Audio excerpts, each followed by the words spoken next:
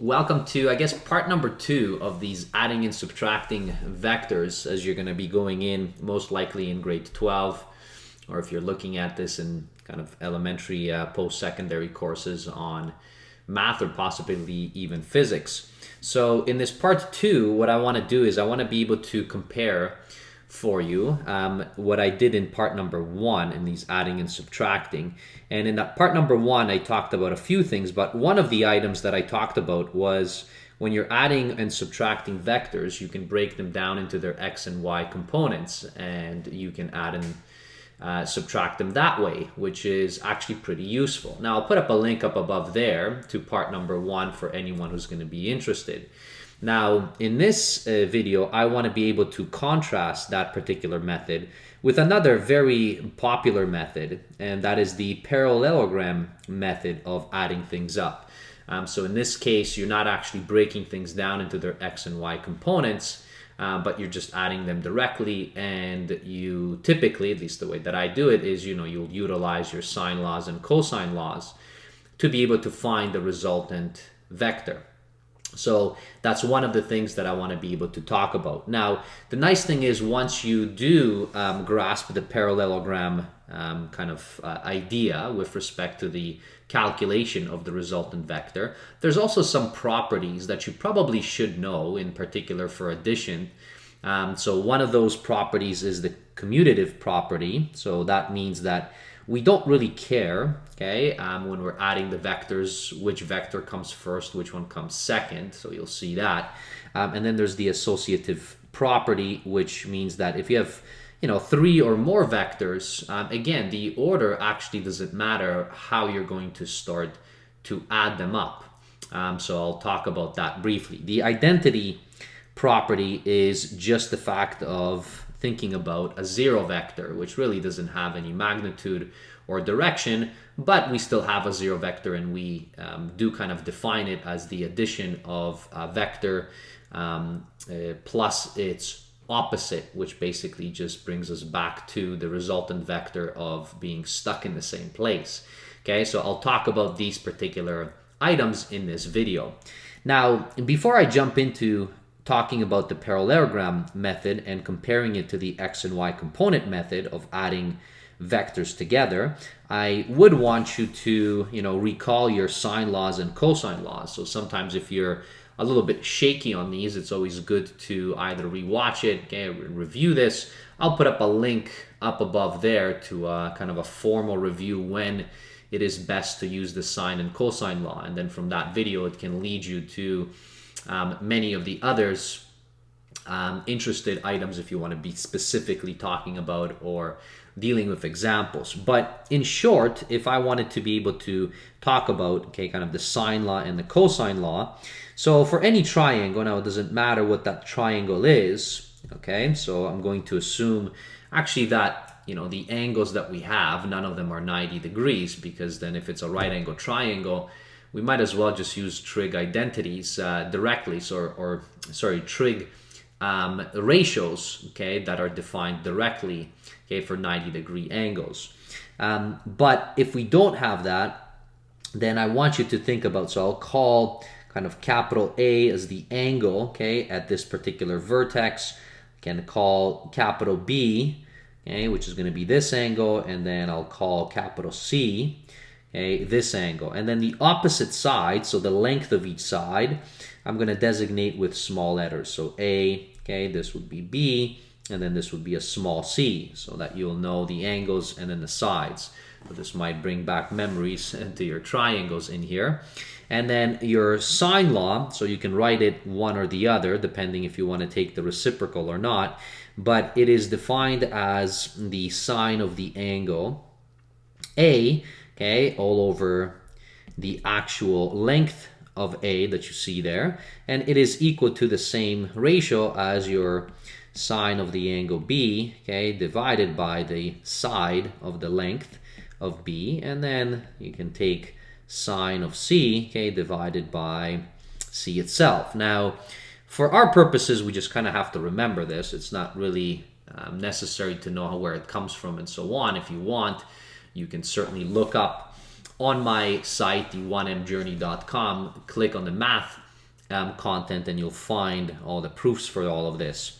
Now, the cosine law, on the other hand, okay, you can do it for every single side here, but I'm going to just write it out for one because we can always relabel, okay, these sides and these angles. So what it states is, if you want to be able to find out, let's say, the side A there, it is a squared is equal to, so it's kind of like your Pythagorean theorem. So this is going to be b squared plus c squared. However, okay, because it's not 90 degrees, we have to subtract.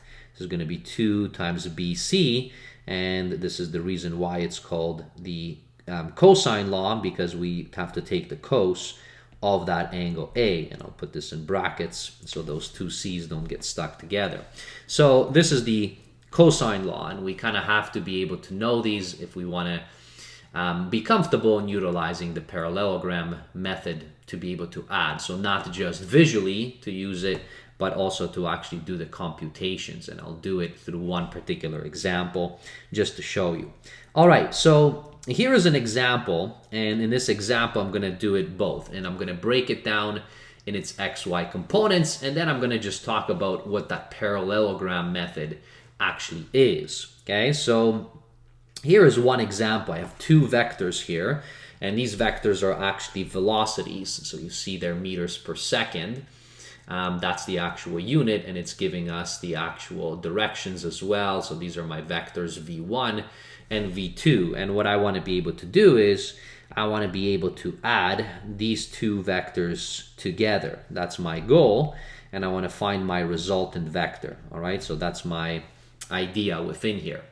So if you were breaking this down, and the first method that I'll use is going to be the actual xy components, right? So the xy method. So this is what I'm going to use first, which is the method that I love to use throughout. So for this one, if you recall, what I would do is I would construct, okay, and in this case, so I'm going to just construct an xy, okay, kind of plane in here. So this is what I'm going to do right there. And what I want to be able to do is, okay, so I'm going to just steal these out. So I'm going to take this, okay, duplicate it, okay, and I'm going to put it right at the origin. So that's going to be my first vector, okay, that I see there. And maybe, let me change the color. All right, so I'll put this one as blue, all right. So that's going to be my first one. And for that first one, I know that it's 3 meters per second, and it is north 45 east. So basically, so this angle, okay, which is right here. So this angle right here is 45, which means this angle also is 45, right? So that is, easy for me to write in there. So I'm going to just write it in for convenience. So 45 degrees to the horizontal, and this is supposedly 3 meters per second. All right, so that's my first vector. My second vector that I have is this. This one is much longer, but that's all right. So let me duplicate it. I'll bring it back down here. All right, so I'm going to put it right at the origin there as well. And let me label this. I don't know what this is. This is at 330 to horizontal. 330 to horizontal. Oh, okay. So this is, I guess, this, right? So this is 330 to horizontal. So I'm going all the way around. So that's 330, which that means that this is 30, all right? Because it's 360 degrees altogether. So I'm going to just write this out. I'm going to put this as 30, okay, to the horizontal. So now I have these two particular vectors that I want to be able to do. And now I'm going to first break it down in terms of its x components.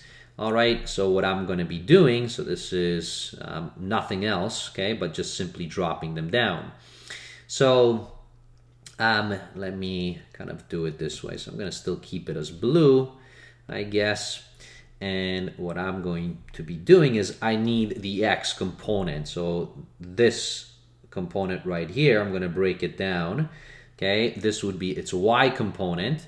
And then the other component, so I'm going to maybe, what I'll do is, now that you see this, okay, I'm going to take this actually and duplicate it back down here.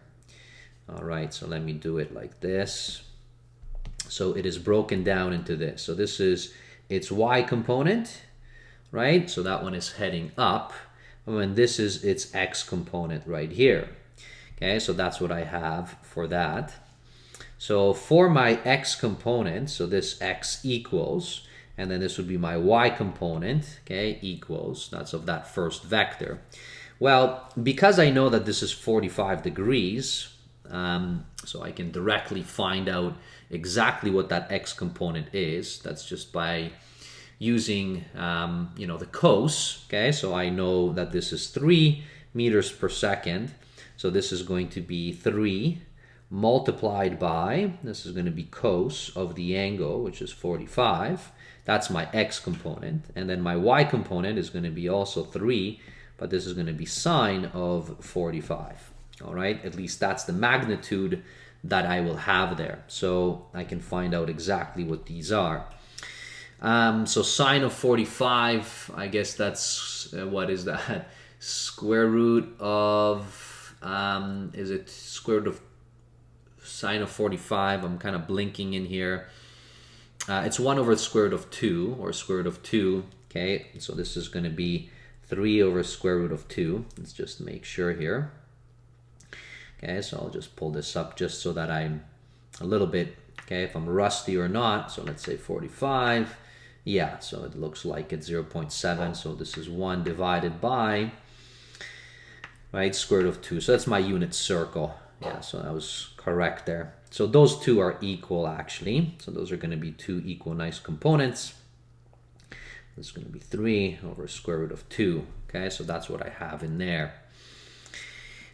Okay, so those are my x and y components of the first one. Now, the second one, okay, that I would have, so that would be this one right here. So let me duplicate that, maybe bring it down. So if and I'll try to align it. Okay, so what I would have in here, so let me keep it in brown. Okay, so now in this case, okay, so if I drop this down, so this is going to be my y component. Okay, this is going to be my x component. All right, so that's x to the x-axis, y component to the y-axis, and I can certainly find out exactly what these are because once again I know that this is 30 degrees. So this is my x component equals what was that? 4.5 meters per second. Okay, so I know that this is 4.5. So this is going to be 4.5, and now again it's going to be cos, okay, of 30 degrees. And again, so I'm blinking in here. 4.5 cos of 30, so that's another unit circle. Okay, that's going to be, I guess, 3 square root of 3 over 2 for my cos. Okay, and then for my y component, it's going to be 4.5 times sine of 30. Sine of 30 is a half. So this is going to be 4.5 times a half. All right, so those are my components. I'm just kind of leaving them as they are there. Okay, you can certainly compute it. I know that in high school, I used to always compute as I gotten into post-secondary. I stopped computing them because whenever I saw square root, I just, okay, well, square root of 3 is irrational number. Okay, so I'm just not going to worry about it. But you can certainly compute these and round these if necessary for yourself. So, if you wanted to do that. And let me just kind of, again, make sure, just so that I didn't, that's right. So it was a half. I just wanted to make sure if I remember my unit circle, okay, within here. So don't feel bad if you forget, because you can see, teachers forget as well. So there you have it. So those are my actual components.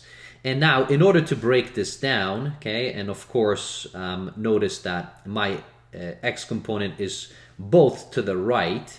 So what I will have is, so in total for my resultant, maybe I'll keep this in red. So this is for my resultant vector. Okay, so for that computation, so for my x component on my resultant one, so I would have, so I can take this, okay, and it's going to be, so this is going to be 3 square root of 2 plus 4.5 times square root of 3, okay, over 2. And for this one, I will actually add them together. And then, all right, I'll round it up. Now, so I have, I guess, 3 divided by, square root of 2.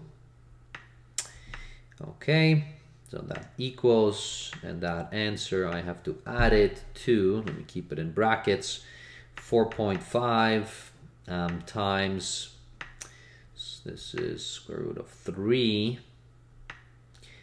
times, or sorry, divided by 2. Okay, well, it's around 6. Okay, so that's not bad.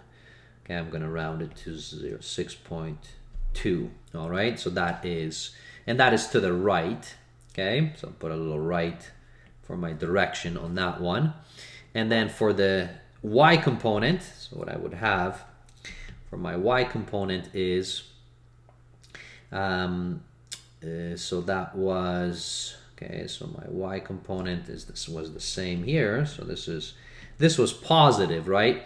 But my y component, so notice the one on the second vector, on the one which you see there in brown, it's actually down, correct? So this one is actually down. So this is, negative there. So this one right here, this is going to be minus, I guess, 4.5 divided by 2. Okay, and then let's see what this would give me. So I will have 3 divided by square root of 2 equals, and that is minus, I guess, 4.5 divided by 2. So this is going to be negative 0.1286 and so on. Okay, this one's not very nice, but in any case, I'm going to just round this up. It's going to be 2. And how many do I want to keep here? Okay, I'll just keep that many.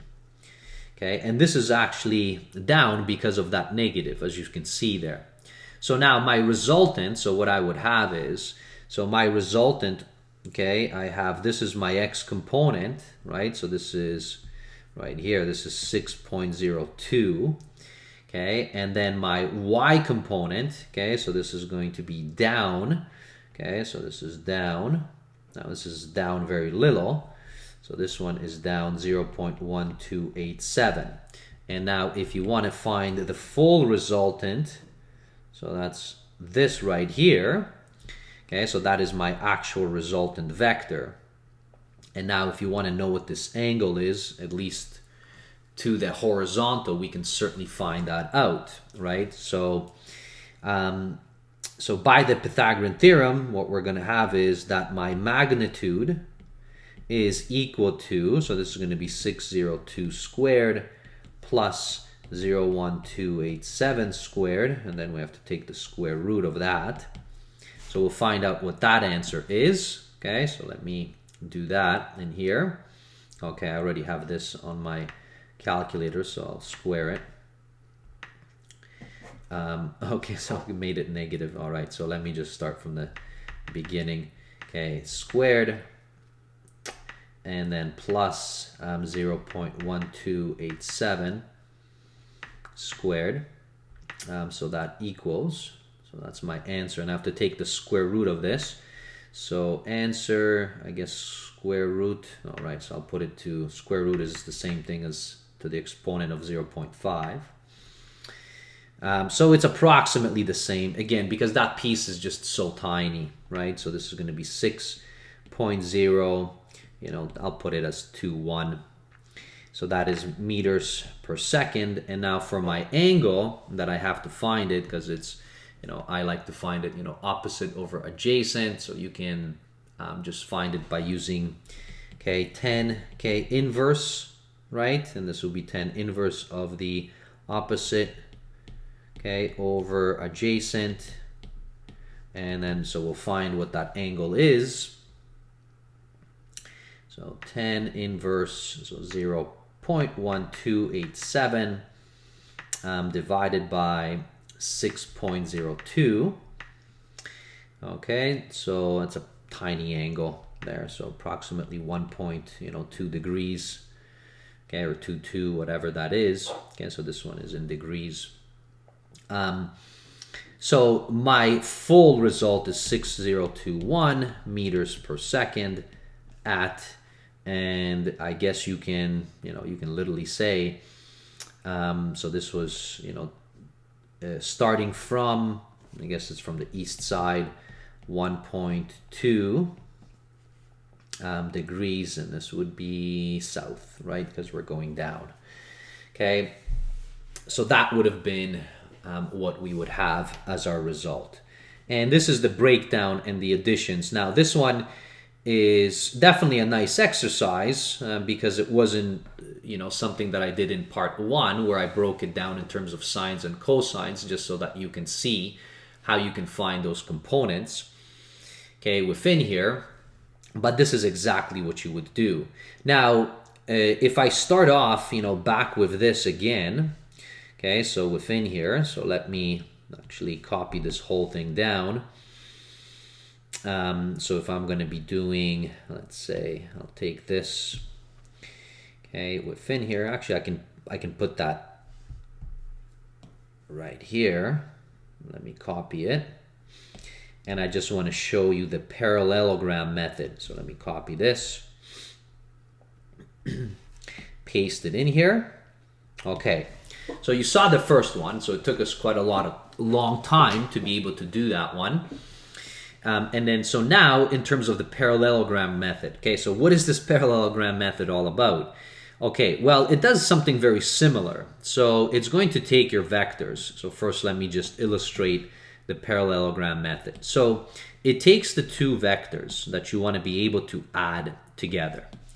All right, it puts them just as we did before. So it puts them at its tail in this case. But now, okay, what it does is, so let me duplicate this, okay, and I'm going to put, style, okay, in this case, just so that you can see it.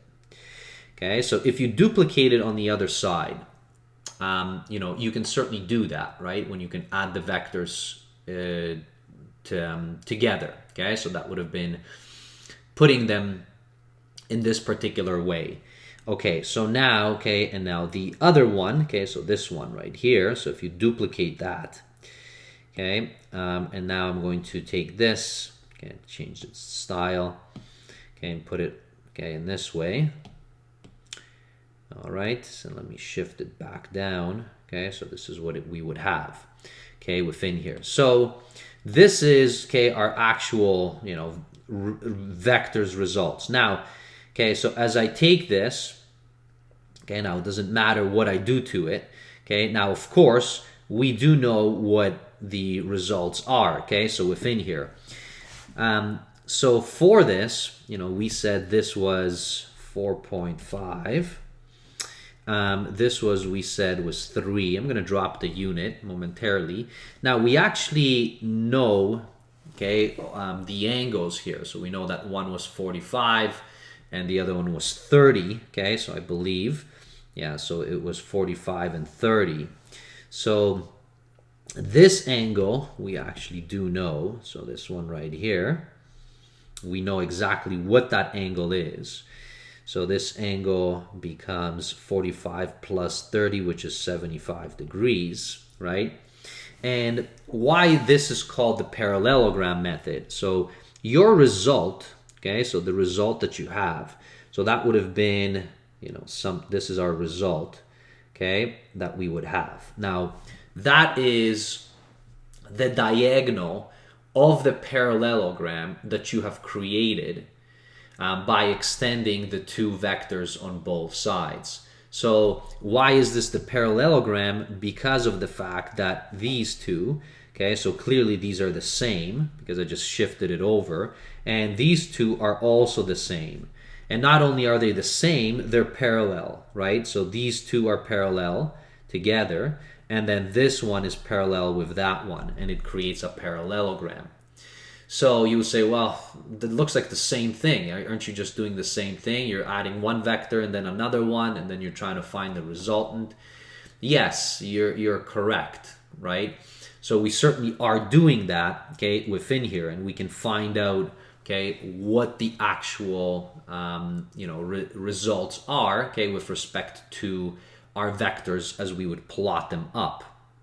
Okay, so within here, okay, and in order to find our resultant, we won't have to necessarily break this down into the x and y components because of the fact that we know the angles. Okay, so within here, we can figure out, okay, the resultant without breaking it down into its components, because we know that this is a parallelogram.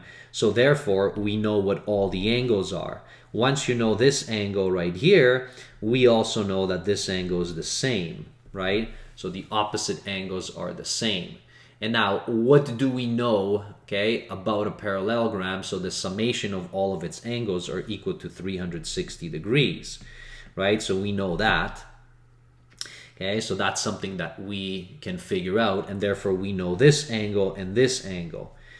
But if you still remember your angles, so this is probably way back to grade 9 and 10, okay? If we know that this angle, so now I kind of, made this complicated, but if we know that this angle is 75, right? So this angle right here. If we extended, okay, so I'm going to just extend here. If I extended this, okay, and made it go further, this is not part of the vector, but just in terms of the angles. If we know this is 75, then we know what this angle is, right? So this angle is 180 minus 75, which is 105. And therefore this angle is 105 as well. So you don't need the parallelogram to tell you that this angle right here that you have is 105, right? So this is actually 105. This one is also 105. But if you add them all together, so notice 75 plus 75 is 150. And then 105 plus 105 is going to be 210. Okay, and of course, this is going to be equal to 360 just by understanding the parallelogram. Well, this is not just for parallelograms, right? So any, okay, that you have, if you're speaking of polygons in general, okay, which are four-sided, so this could be a square or anything, okay, the summation of the angles is 360. So we know that, and since we know now the following, we know this is 4.5, we know that this right here is 3, right? So we know this is 3, this is 4.5, we have the angle right here. So can we find out what this resultant is? Yes, we can. Because what we have is, so we have a side, we have an angle, and we have a side. And for side, angle, side, you can just use the cosine law directly, right? So that's what we can do, okay, within here. So to find this, so notice what will happen. Okay, let me call this A, let me call this little a, okay, right there. And then, we can call this one, for example, this is B, okay, and this side is equal to C, for instance, so that we can have that. We know all of those, so C is actually 3 in there. So we have that information, and this would have been, B, okay, and this would have been C. And what I'm referring to is, okay, if you go back in here, what I started in terms of remembering, this is what I am referring to right here. Okay, so I just labeled this up, and I'm going to be using just this. I'm going to be using my cosine law to find out what my answer is for my resultant. So here it is. So let me paste it back in here. Okay, so there you have it. And now I can just substitute what all of this is. So this equals, so my B is 4.5 squared. My C is 3 squared minus 2. And this is going to be, my B, which is 4.5. C is 3. It's going to be times cos of the angle, which the angle is 105. So that's what we have there. Well, I can just plug this in and I can find out exactly what this is. Okay, so let me just do that. It's going to be 4.5 squared plus, it's going to be 3 squared. Okay, and then minus, I guess this is going to be 2 times, let me put it all in brackets just so that I don't mess it up, 2 times 4.5 times 3, and then times cos of the angle, which was 105. So there we have that. Okay, so equals, oh, I got a syntax error, oh, because I didn't put a bracket, 105. I'm missing a bracket there. Okay, so there you go. So this is, 36.23811, etc. But this is a squared, right? So we have to take the square root of this. So I have to take the answer. I'm going to take the square root. I like taking the square root as just 0.5 as the exponent. That's if you know your radicals and fractional exponents. Okay, and there you have it. So my answer is 6.02, which is exactly what we got. Now this one is more accurate because I didn't do any rounding until the final result, right? But notice the xy component, well, here it is, 6.02, right? 1, but that's because I was rounding there, right? So that's what I had there.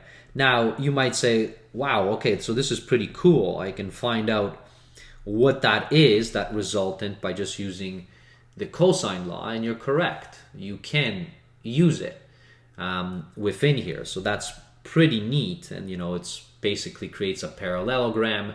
Okay, within here, you can find out all of the angles if you wanted, and then just proceed. Once you do it once, twice, you will decide which method you like better. This one, when you have only 2, is pretty good. When you start having 3, 4 vectors that you're trying to add together, sometimes it's better to break them down into their components.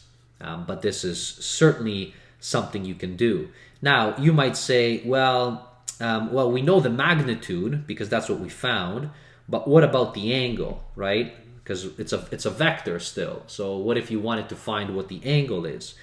Well, that is not really that big of a deal, okay, with respect to this, because, okay, we can find out what this angle actually is, so this particular angle in here, okay, so what that angle is in there, right? So right here we can find out what this particular angle is, because we know our full triangle now. So we have our triangle, which is, I'm going to probably, so this is going to be, something, it's something like this. Okay, here, hold on a second. So my triangle something, whoops. Okay, it's something like that. Okay, I know all of this. I know this is 602. I know this is 3. I know this is 4.5. I know that this one is 105. So I can find out any angle I like here. So if I want to be able to find out what this angle is in between, right there, I can do that, right? I can find it by using the sine law in here. So this is going to be sine, okay, let's call this angle theta, although I guess I called it, C. So let me just stick with C. So sine of C all over, so 3 is equal to, and now you can pick whatever you like. So I'm going to pick this one because I know it, right? So this is going to be sine of 105 all over 6.002, approximately rounded. And now you can, find out exactly what this is. So this is going to be sine of C is equal to 3 times sine of 105 divided by 6.02. So let's do that. Okay, so 3 times sine of 105 and divided by 6.02. Okay, so that is equal to 0.481358, etc. And now we have to take, sine inverse, okay, of this right here to find C. So C equals, I'm not going to like rewriting this, okay, I don't know if this one has memory, that's all right. Okay, so let's put this, let's clear it up. So sine inverse 0.481358, etc. Okay, so that one is 28.774. Okay, so that's the degrees, okay, that you have found right there. Now, please keep in mind, okay, you know, as you're kind of going through here, so that is the angle over here. Now, we have found the angle to the horizontal, right? So right here. So that's what we have found. And we know what this, okay, so this vector right here, because that was this vector right here, right? We know what that is, right? That was at 330 degrees. So notice it's 330 degrees for that vector right there. So that is with respect to the horizontal. Okay, so what we have is, you know, to the horizontal, okay, all the way over here, this was 330 degrees. That angle C was 28.77. So now, if you want to find out what this horizontal is, well, that's 360 minus 330 minus the 28.77, right? So if you really want to be able to do that, so that will be, you know, 360 minus 330 minus 28.77, and it's 1.23 degrees, right? So away from that horizontal. Well, what did we find here? There you go, 1.2 degrees, which is exactly the same. So these are two methods, okay, that you can utilize to be able to add vectors together, all right? So that is something which is kind of useful to be able to know. So one is just the XY breakdown of the components. The other one uses the parallelogram method, where it just, you know, clunks the vectors together and then creates a parallelogram right from the bat. So that was one major component, okay, of this particular video. Now, to end it off, okay, although this is, you know, you might say, I don't know if this really fits in here, but I do want to give you these properties. So, you know, within here, because you are talking about, okay, this parallelogram method, and this is really, really useful to know as you're going to be working out in vectors in general. So what I would want you to know, okay, is the following. So if you take two vectors, so within here, the identity property says that if you have a vector, okay, let's call this vector V, and then you add its opposite. So its opposite vector, right? So if you have a vector, this is V, and now you take this vector, right? So let's say we duplicate it, right? But it is in the opposite direction. Now, if it's in the opposite direction, so if I swing it back, okay, within here, so let me take that and maybe do this. So if I swing it back in here, all right, so if I take it all the way, okay, like so, so that's the opposite. So clearly you're going to return to the same spot. Well, we refer to that vector the zero vector because it brings you back to the origin. So that is the identity, okay, result. And now what we say is that V plus the zero vector is equal to just V itself. That should not surprise you because of the fact that if zero is defined in this way, the zero vector, by the addition of the vector plus its opposite, then clearly, okay, all you have is V. And this is the same thing as saying, okay, 0 plus V. So that's the identity property, okay, that we have right there. So if you're going to be adding a zero vector, well, you just get the vector back itself. So meaning you're going to just get V back. So the zero vector won't change anything. The commutative property, so this one right here, what it says is, if you have two vectors, okay, so let's say I have one vector, okay, and then, so here is my other vector. I'm going to take this one. Let's say I have two vectors like this. And this one, let's call V1, okay, and the red one, let's call V2. All right, so if you have two vectors like this, it does not matter how you add them up. So you can say that v1 plus v2, okay, that's going to give you your result back. So what that would mean is we would take this, I'm going to duplicate it, okay, and I'll stick it in here. And what that would give me, it would give me my result back. So this is my resultant vector by adding them two together, right? So we've seen that. But you can also do the opposite. So you can start with v2, okay, and then add the first vector. And of course, you're going to get the same result in the back. And notice this is just a parallelogram, right? So this is our parallelogram, and that's what the parallelogram says, actually. So within here, you're going to get exactly the same result back, which means that this has a commutative property, that it does not matter, okay, the order that you add the two vectors in. So that is what the commutative property says. It's the same thing with numbers. If you have 1 plus 2 equals 3, you can have the commutative property and say 2 plus 1, and it still gives you 3. Well, vectors work the same way. So you can just, does not matter which way you add it, which one you put first, which one you put second, and you can see that visually.